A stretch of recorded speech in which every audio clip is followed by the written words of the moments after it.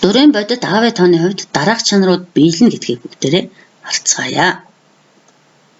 Нэгдүгээрт нь ижил сорьтой зэргүүдийг үржүүлэхдээ зэргэлтгэгчдээр зэргэлтгэгчийг нэмдэг.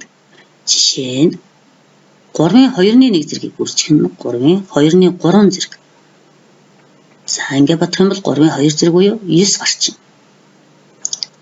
Зэргийг зэрэг төвшүүлэхдээ зэргэлтгэгчдийг үржүүлдэг. Жишээ нь 2/2-3 зэргийг 2 зэрэг төвшүүл гэдэг маань 2/3-ыг 2-оор үржүүлээд 2/3 зэрэг буюу 8 гарчин. Гуравт нь үрживрийг зэрэг төвшүүлнэ гэдэг маань үржигдэхүүн тус бүрийг уг зэрэг төвшүүлээд үржүүлсэнтэй тэнцүү байна гэсэн. Жишээ нь 9-ийг үржихэн 4-ийг 2/1 зэрэг төвшүүл гэдэг маань тус болгоныг нь уг зэрэг төвшүүлээд бодох юм бол 6 гарч байна. Ижил сорьтой зэргүүдийг хуваахтаа зэргэлтгэгчээс зэргэлтгэгчийг хасдаг. Жишээ нь 5/2-3 зэргийг хуваах нь 5-ын сөрөг 2/1 зэрэг. Чанар 9-оор 2/3-аас хасах нь сөрөг 2/1. За ингээд бодох юм бол 5/2 зэрэг буюу 25 гарчин. Тодорхой тоог зэрэг төвшүүлэхдээ хүртвэр хуваарийг хоёулангийн уг зэрэгт төвшүүлдэг.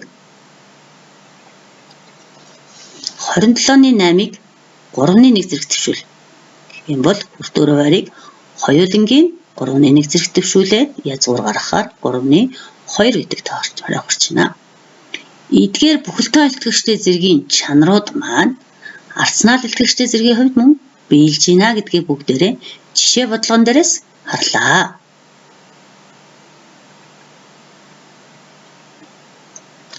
К нь бүхэл тоо, N нь натурал тоо. N нь 2-оос их юм уу тэнцүү бөгөөд А нь тэгээс их байх дурын бодит тооны хувьд N зэргийн язгуурын дараа А-гийн К гэсэн тоог А-гийн N-ний К гэж тэмдэглэдэг. Тодруулаад хэлэх юм бол А-гийн N-ний К гэдэг маань N зэргийн язгуурын дараа А-гийн К зэрэгт байна. Хүртвэрт бичигдэж байгаа К гэдэг тоо маань язгуурын дараах илэрхийллийн зэрэг болж бичигдэж байгаа бол хуваарьт бичигдэж байгаа N маань язгуурын зэрэг болж бичигдэж байна. Тооны зэрэг гэдэг үйлдэлээс тооны язгуур гэдэг үйлдэл гарч ирж байна.